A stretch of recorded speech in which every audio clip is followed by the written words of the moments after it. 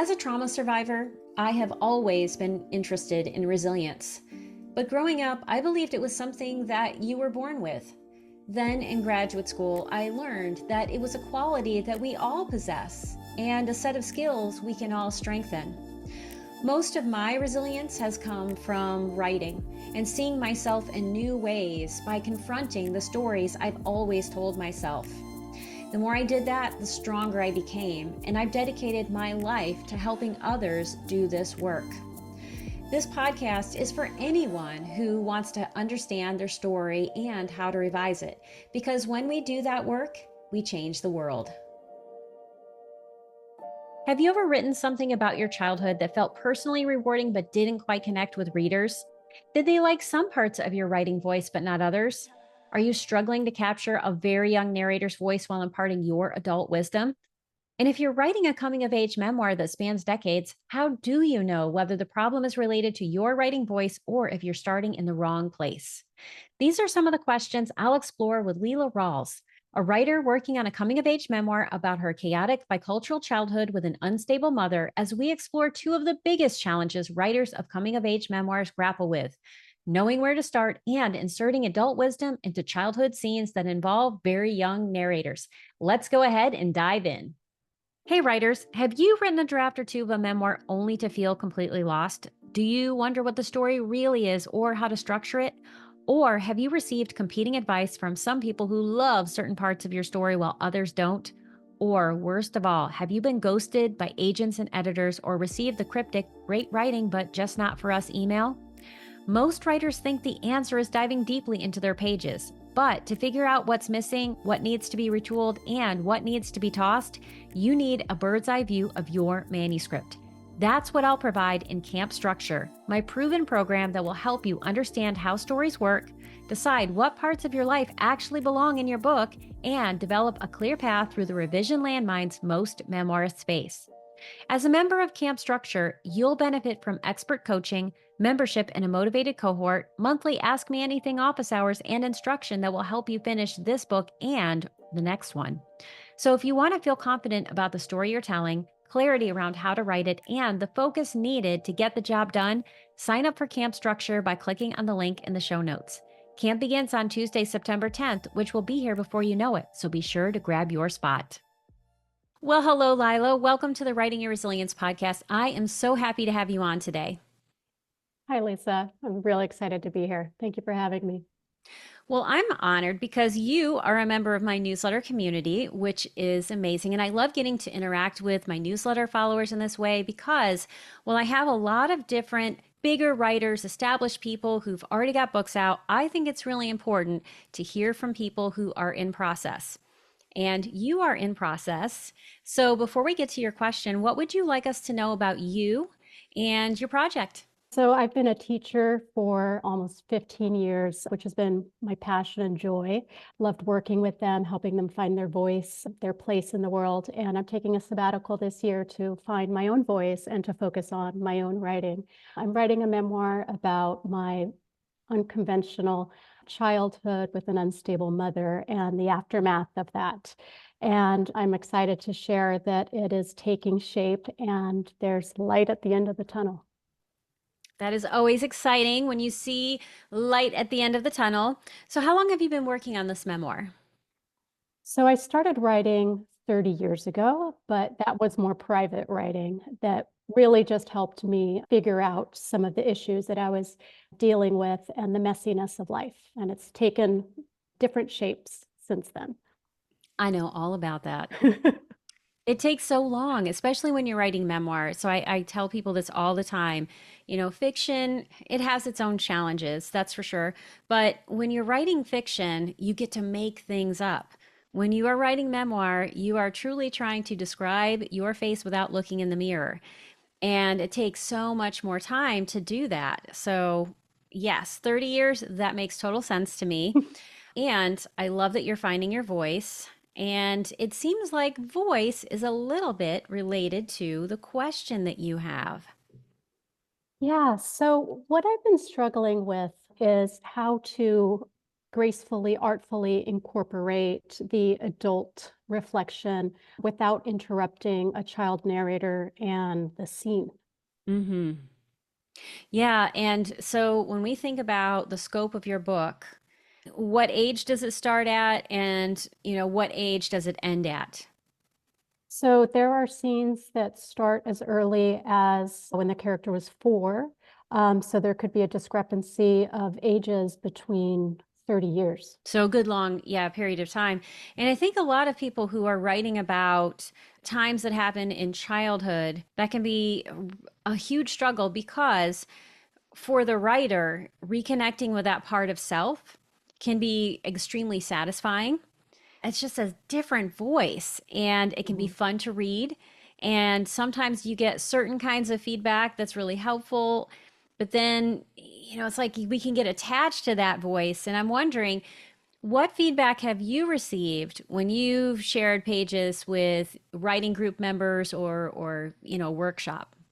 So some of the feedback that I've gotten is that they really like the reflection, the adult point of view. Hmm. I've also gotten the feedback that they love just being on my shoulder and experiencing it like a 4-year-old, a 6-year-old, an 8-year-old might. Hmm. And so what I'm getting from them is that both are important and valuable. And so I want to include both, but in a way that isn't clunky, that doesn't Yeah. disrupt the narrative. Yeah, and that can be so tricky, especially when you are writing about very young children. And so as you think of this, and also know that whenever we're in process and we're trying to figure it out, I don't know is a perfect answer. I tell everyone this, it doesn't matter how skilled or experienced they are. Do you feel like this is a coming of age memoir? Yes, Okay. absolutely. So if it's a coming of age memoir, it is, going from naivete to awakening.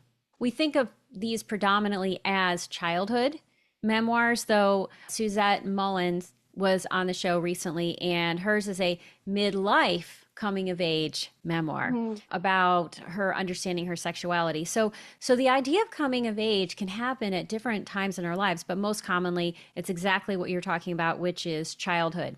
So then the question becomes, how do you marry these two things together? Because the reality is, a 4-year-old is probably wise and street smart in different ways, especially if they're in a situation where they have to survive. I know a lot about that. But they don't have the cognitive reasoning at that time to make sense of things. So you, as the writer, have to hold space for the meaning making. And there are a few different ways that you can go about this. And I'm going to name a bunch of books. So if you're listening and you're like, wait a second, I might miss some of these books, it's all going to be in the show notes. So just relax, it's in the show notes. But I have this giant pile next to me. And we're going to talk about how you do this. And so here's one of the first things you want to think about, especially with really young narrators. Are you starting in the right place? And you may or may not know that answer.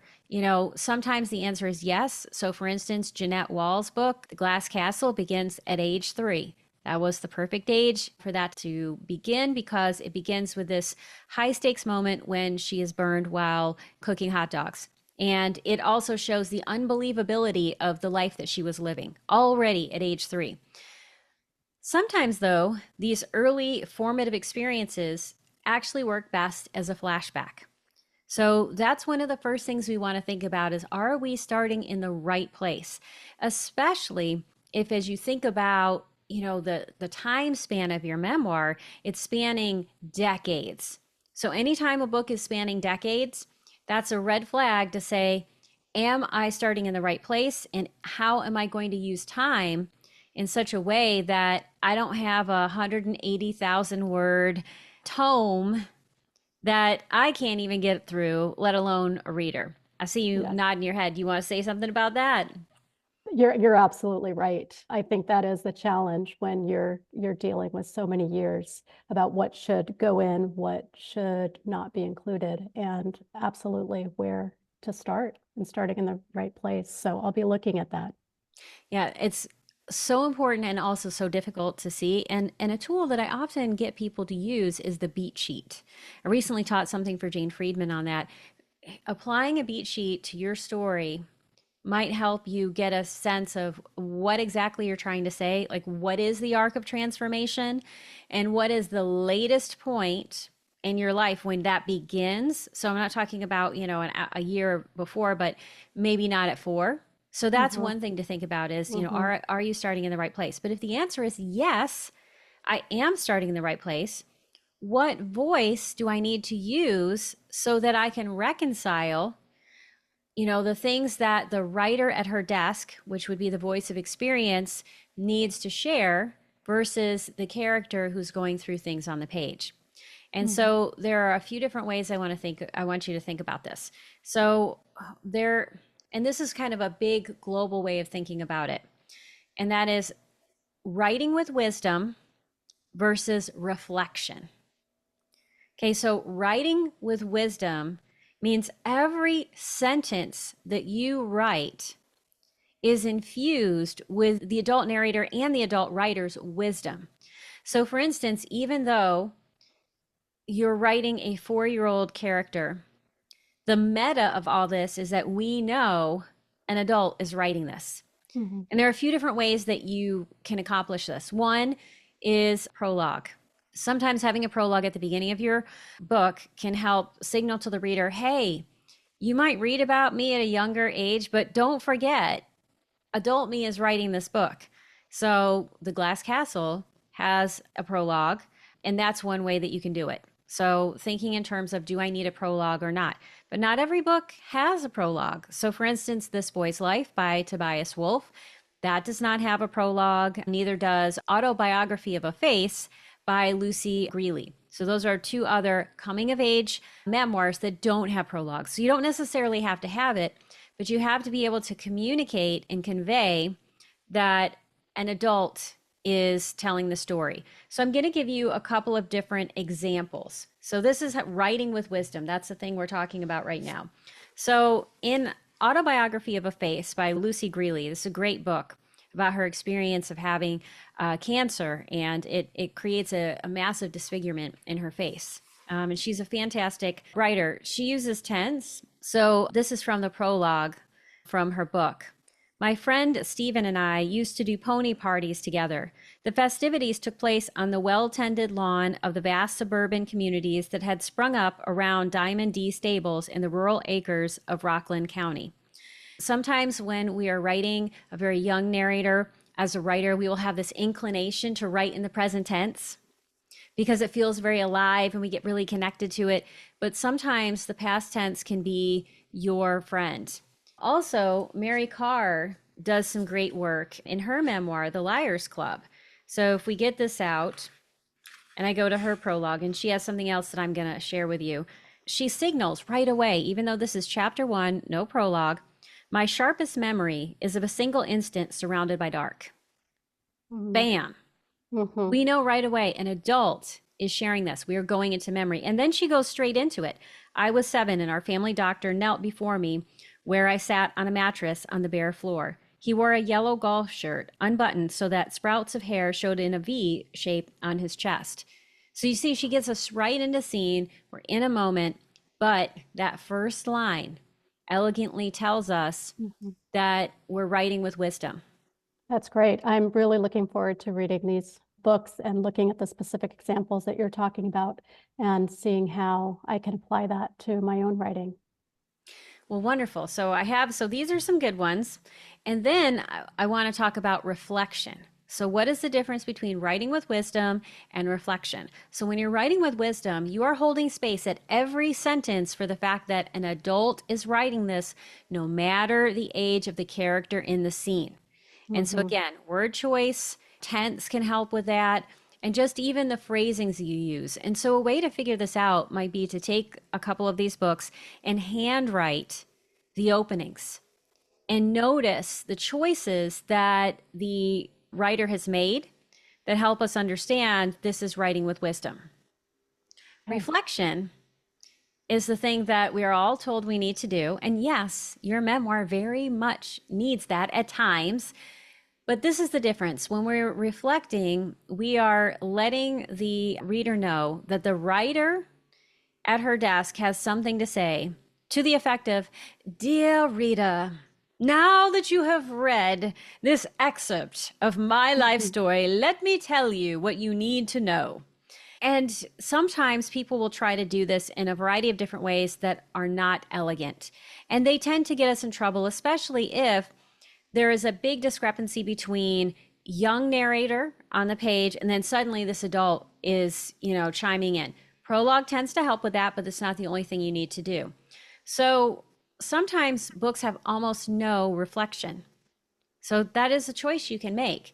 Does it always work? No, but I'll give you two examples that have very little. So The Glass Castle, zero reflection. There is a prologue and an epilogue that kind of frame the story. And that's, really in the adult space outside of story present. The rest of it is here's a story and let's go. Wow, I didn't realize that. I've read it, of course, but Yeah. Yeah. Read it again and you will see yeah, zero reflection. okay. But she writes with a lot of wisdom. We feel like an adult is pulling us through a story. And it's very Mm, much a story. She's very in control of that. And it's very easy to create a beat sheet around this book because it's clear that she is in control of the story. And then Tobias Wolff's book, This Boy's Life, they were both written in the 1990s around the same time. One main line of reflection in the whole book. Yeah. wow. He writes with wisdom that you can tell this is not a child writing this is an adult looking back, but you also feel the child. That's the art form. You feel the child. You feel like you're with the child, but an adult is holding space for this. He has one line, and it's about 3/4 of the way through the book. I'm going to paraphrase it because I couldn't find it right away. But he's really recognizing that his father has abandoned him. And it's actually it's not even a flashback, it's a flash forward. So this time in his adult life when his first child is born and he's holding this fragile baby and he cannot understand how his father could have abandoned him like that. So that is a moment of reflection and it strengthens what's going on around it. So those are two books, very little reflection. Sometimes people will call things out, especially if, somebody else remembers it in a different way. And Mary Karr's book, The Liars Club, is really good at doing that. There's a place early in this prologue where something is happening with this doctor and then also the police that come and because there's been this major crisis in the family and she remembers it one way and then she'll say my sister Lisa will tell you a different story. So Mm, she kind of calls it out. And the way that she does this, she's able to add in some other kind of reflection or also let us know more about these characters. So that's some general artful things, but then I want to get to some specifics that get us in trouble when we do need to add reflection. Adding reflection at the end of every chapter is monotonous and also it's going to feel clunky. It feels mhm, like you've given us something and then you're not pulling us along in a story where we have more questions. You're answering the question. mhm. So, neurobiologically, we love stories because we love to be detectives and we want to not know what happens so that our brains can figure it out along with the character. That's how dopamine gets released in the brain, which is part of the reward center, and it's what keeps us reading a book. So if you are constantly reflecting at the end and making sense of what happens, we have no reason to keep reading because you've answered it. Yeah, yeah. So that's something you want to watch out for. Though, are there occasional times where you may have to add some reflection at the end? Yes. The more you can read coming of age memoirs where you are paying attention and actually get out a highlighter. Like I have highlighters on my desk all the time, many different colors. Get out this highlighter, get your copy of the book, and if you want to have a special copy for your bookshelf, you can. Mine are so dog-eared and Mhm, annotated and highlighted. I couldn't give them to anyone because they are my mhm. special prizes. But, highlight every time you see reflection and then ask yourself, what is this writer doing? Mhm. And why is that here? How does it enhance the story? Yeah, that's Because fantastic. sometimes you can actually enhance the story without using reflection by adding in flashback. Mm-hmm. So that's why I say, if you have all of this material that's written, and maybe, the story really starts when you're 13, I don't know, but I'm just, then something happens, in the story after the age of 13, and it relates to something when you're 4, putting that moment when you're, I don't know, let's say 18, and something weird happens in terms of, a reader's going to be wondering, why did she react that way? That doesn't make sense. And then you put in the flashback, you don't have to do as much reflection. So Right, because it already makes sense to the reader. exactly, you've provided the context, Mm-hmm. and then that's a way that you can eliminate some of that reflection. But if you do need reflection, it should not be put inside a scene. That's the Mm-hmm. point when it really gets us into trouble. So write your scene, and if you must add reflection, it either should go before the scene, like, hey, let me set this scene up so that you have a sense of why I'm going to tell you this, or tell us something after the scene ends. But think about, do we need to know it? Mm-hmm. Or will we spoil the mystery? Mm-hmm. That's great. Thank you for sharing that. I'm going to get a highlighter ready near my bedside table as I'm reading. Yay! I'm clapping here if you're listening and you're not watching this, because yes, you want to have highlighters, you want to be an active reader, especially when you're writing a book. Well, what other thoughts do you have on this topic?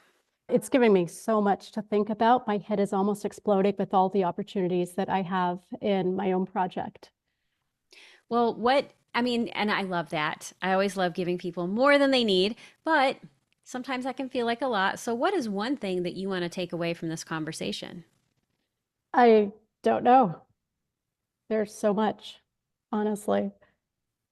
And that is an excellent answer, because I don't know is real, right? We don't always know. So here's my invitation to you. I would like you Mm-hmm. to journal about this Mm-hmm. directly after this interview, and then listen to it again once it gets released, Mm-hmm. and then see, what do you want to take away? Because I've given you a lot of strategies, Yeah, and what you want to do is figure out what strategies work well for you, because we right. don't need to employ all of them. We just need to Right. figure out what works for us.